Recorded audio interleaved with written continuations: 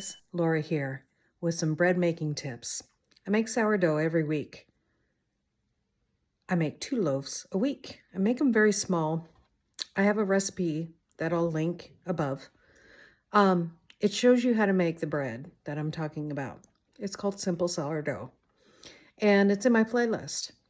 So, one of the things you can do to save tons of money on flour is, once you have a good established sourdough, is that what I do is I make my bread, and then I put a thick layer, probably half an inch of layer of flour on top of my bread, on top of my sourdough starter, sorry.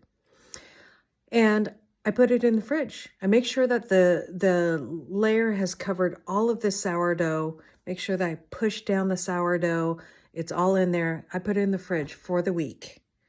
It lasts about a week, 2 weeks tops in that position. But I'm saving all those feedings.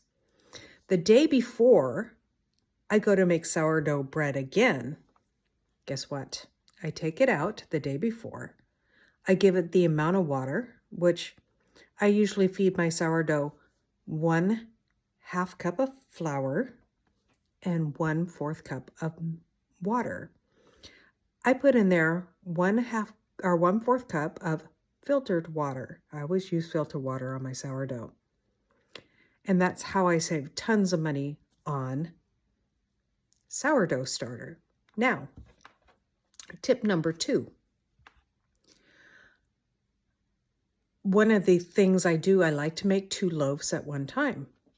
So you use less sourdough that way to start your bread. But also, I can have always a fresh loaf, which is amazing. So I make 2 loaves at one time.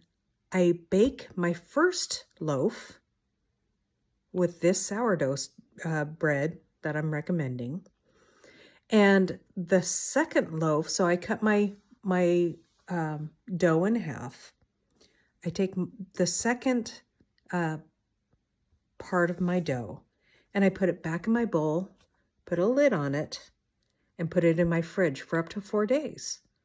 So we use that first loaf pretty easy in 4 days, because they're pretty small loaves. If you have a bigger family, you might want to make the bigger batch, and you'll have 2 large loaves.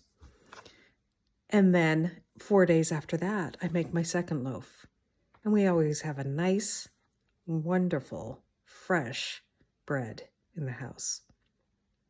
So, plus, you save a lot because you're not discarding or throwing away a lot of sourdough starter, and you save a lot by not throwing away a lot of bread that has gone bad in the process.